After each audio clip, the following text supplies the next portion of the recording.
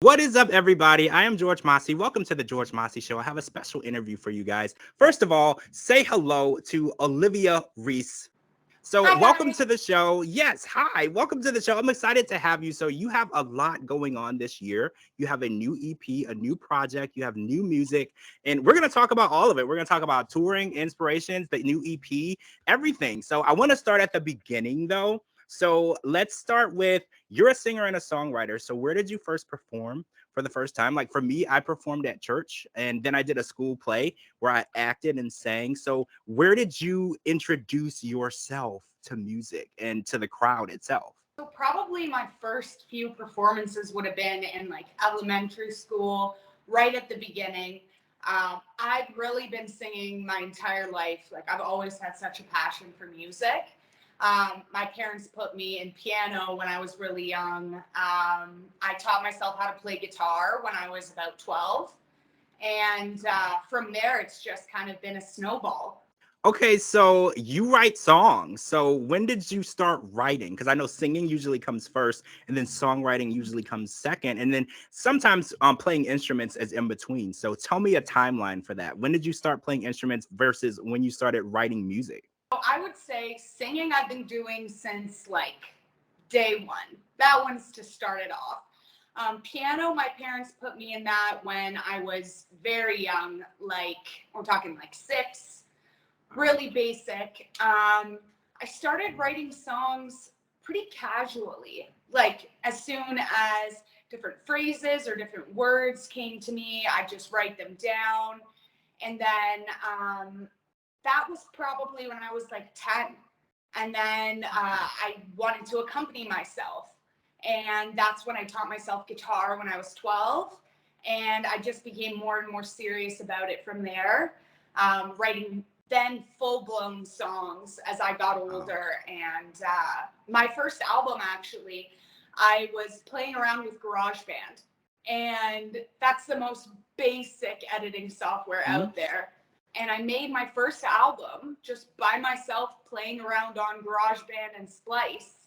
And all songs I wrote myself, and those ones I actually composed myself until I got a little bit further along in my career. And that's when I started working with a professional team. So, random non-music question. I like to throw these in. What's your favorite vacation destination? Barbados. That one would be Barbados. Barbados. Yeah. I love Dubai, but Barbados sounds amazing as Dubai. well. I've lived in Dubai. So, Really? yeah, I've lived in England twice, New York, and Dubai. And Okay, Dubai was so amazing. I feel like there's some backstory there. Let's unpack that. So, my dad works for IBM, Okay. and he's pretty high up there. And wherever there's the most business at the time, they ask him if he would move down there.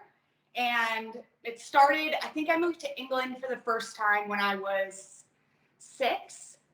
And then we'd stay there for a few years. We'd come back to Canada for a couple, and then back and forth as it went along. And then I went to university in England by myself when I was older as well.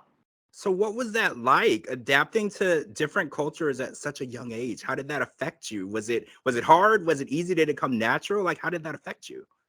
The first year was always very hard, especially when you're younger, because then you're like the odd one out. You're Mhm. the one student that's completely different from everyone else. So the first year was always really hard, but as the years went on, I fit right in. I'm a very sociable person. So I made lots of friends and I loved it. And then right when I was like on cloud 9, they'd be like, well, the 3 years is up. You got to move back now. And then you start all over again. So it was So an interesting cycle, but England was pretty easy to adapt to because Europe and North America aren't like polar opposites. right. Dubai was a completely different game. That one was different for sure. So I want to talk about this new EP that you're releasing over the course of this year. So we've heard the first single, Let Me Let Go. And I would love to hear in your own words how this song came about. what it means to you and what your fans will hear and think and understand when they hear these lyrics. Because I listened to the song, it's a very emotional, it's a lyrical song. So I want to know what was going through Olivia's mind. Like, what were you thinking when you were writing the song? So Let Me Let Go is definitely one of the biggest songs on this EP. When I was writing the EP, I wanted to talk about how mental health affects you through the journey of life. And the only place really that makes sense to start there is at your lowest point.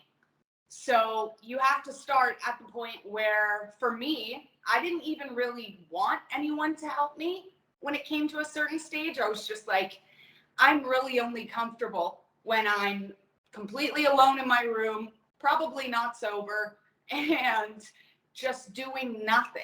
And when people would come that loved me, that wanted to help me, to get me out and do things, I was just not interested, because the only place I was comfortable was just in pure isolation, just really sitting in that darkness.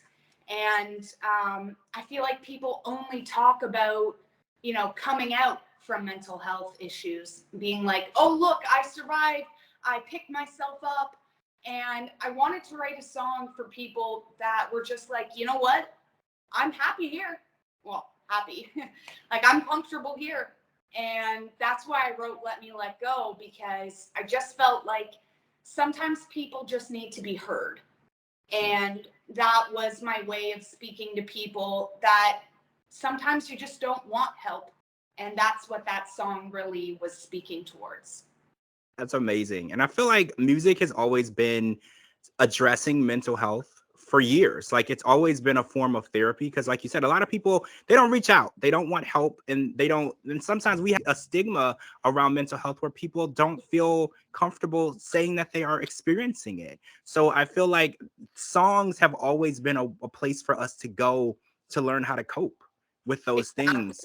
And I love the fact that you're incorporating that into your music and into your EP, because there's so many people that want the help but don't want to ask for it, and then it's there for them. Listening to a song is a form of therapy. I've always said a therapy session is $300, or you could buy a song on Apple Music for $1.29. You're going to get the same therapy from that, and I strongly believe that. 100%. I think the best way for you to really feel heard isn't necessarily, spilling off every detail of what's on your mind. Sometimes it's just knowing you're not alone in those thoughts. And that is a huge goal of mine in when I write my songs, is I want people to feel like, okay, so I'm not the only person in the world who's ever felt like that. And when they listen to my song, be like, this actually is some therapy for me, because that brings me peace to know, Olivia felt like that too. And I came out the other side, but all my songs aren't just about like, oh yeah, I picked myself up, I feel great now. Yeah, it's a full journey experience. And I think that's important because, like you said, there's always the end of the tunnel songs, but we need the full journey. There's the journey to get there. And that's so important. So, working on this dream is hard enough. And pursuing music, I think, is one of the most difficult jobs out there. I've told people navigating a journey through music can be the most stressful and taxing thing on someone's mental health. So I found out that you are also living with epilepsy, which I think is something that I was shocked on, because you perform, you write music, and that's something that a lot of people would think you wouldn't be able to do if you have it. So I want to talk about how it affects you pursuing your dream and performing and being on stage, because I think a lot of people need to hear that epilepsy isn't something that can stop you from pursuing your dreams, because you're a prime example that you can do both. You can have it and you can still have it all. 100%. Epilepsy is something, when I first started getting seizures, that I didn't really know that much about. Like, to be honest, when I first got epilepsy, I honestly only thought that seizures were something that happened to drug addicts. And as a result of like severe, either ingesting something or brain damage, and I didn't really understand. For me, it started with figuring out how I'm going to balance everything and still maintain physical health on top of the mental health. And epilepsy isn't really a black and white illness. It's very complicated. There are good times and bad times, and sometimes it's not a clear cut reason as to why you have the seizure. And the after effects of the seizure are very intense. They will knock Mm. you out for long periods of time, big gaps in your memory. Um, a lot of the time, I'll get bruises on myself. You bite your tongue, all different kinds of things. And it's hard dealing with that aftermath and then still having, the encouragement and the confidence to get back up and go, okay, now what's next? Now I have to go to the studio. Now I have to practice for a show. Right. And it's really been a process of figuring out how am I going to make this whole industry work for me. So I want to talk about going on the road, because putting out the music, recording the music, that's the work. But the fun part is going on tour. So are you planning a tour? Are you going to be performing? Are you going to be promoting the EP? What are your plans for this year and getting in front of the crowds and performing? Because one thing I learned about you is performing is your first love. Writing music, composing music, going into the studio is one thing, but performing is where you feel the most at home. So when are we going to see more of that? I love performing. And I would say second to performing, I really love writing. I've always loved writing. I used to write stories when I was a kid, like full on novels. Um, so I would say performing and writing. Performing, I have a number of different places in Toronto that I'm going to be performing at this summer. We're finishing the auditions for a band so I can have a proper live accompaniment to all my work. Especially taking this EP into consideration, I now have enough of my own music to do all my own stuff, no covers. And for a while, I would have to throw in a couple covers to balance everything out. So I'm really excited to be able to just go out and say, hi, like I'm Olivia Rees. This is all of my own music. And I love sharing my work with the world, and I love sharing the messages that I write. I think I always have a real message or a real story to tell behind every song that I write. When I write music, I write down, what am I drawing from? What do I want people to feel when they hear this? And what do I want people to be reminded of in their own lives when they listen to this track? And I break it down to that. So I'm really excited to just get up there and perform all of my own work. And that's what will be happening this summer. That's exciting, and it's a huge accomplishment. I'm so happy that you've gotten to this point. So now that you've gotten to this point, I want to take it back. So I know music is your creative expression, your creative outlet.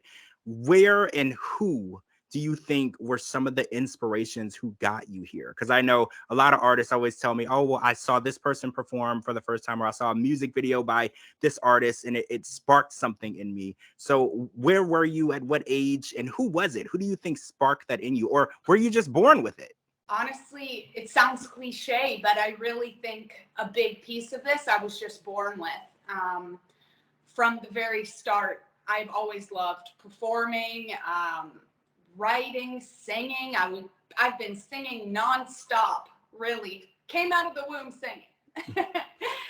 In terms of artists, one artist I would say that stands out, that's been a big inspiration for me, is I thought for a long time, you kind of have to stick within one genre, one tiny little section, and that's where it ends. And I saw Lady Gaga go from doing poker face, super intense, kind of edgy pop songs, and then move to A Star Is Born and doing songs like Shallow, and she wrote a lot of really powerful, slower songs for that movie. And being able to see her put pieces of both of those things together and make that kind of like her own group, her own little mini genre. I loved that. And I find a big piece of that is reflective of me as well. I love that upbeat, edgy, intense music, but I also have a lot to say when it comes to slower, more emotional songs. So she would be something that inspired me to really dive into that genre of having a little bit of everything in there. I love that. I love Lady Gaga. I've seen her live probably 10 times. So I love that answer. Oh, Okay. she's amazing. I know, right? Okay, so one last question. So, dream collaboration. It can be any artist too, living or dead. Obviously, if they're living, it's a possibility it could happen. But like, who is someone that you would just love to not necessarily perform with, maybe even just write a song with? Because there's some amazing songwriters out there. So, like, who would you like to collaborate with? Either perform, write, sing, both, whatever. What's your dream? That's a tough one because I listen to a lot of different artists, so I'm having a lot of things run through my mind right now. I really do love rap. That would be one Mhm. thing. So I love Joyner Lucas. I think Oh he's yeah. great.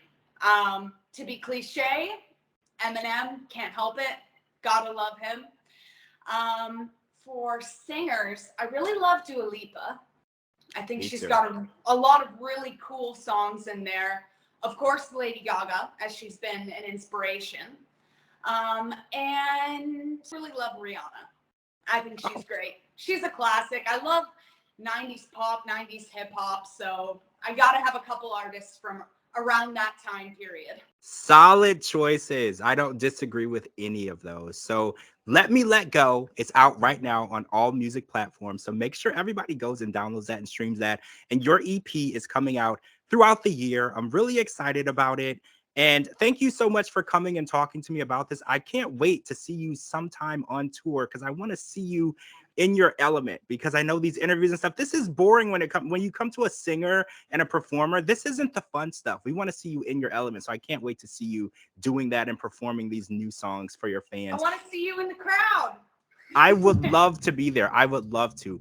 All right, guys. Thank you so much to Olivia Rees for joining me. I am George Mossey. Make sure to follow me on all social media platforms at George Mossey, georgemossey.com, and anywhere you get your podcast. And I will talk to all of you guys really soon. See you. Thank you.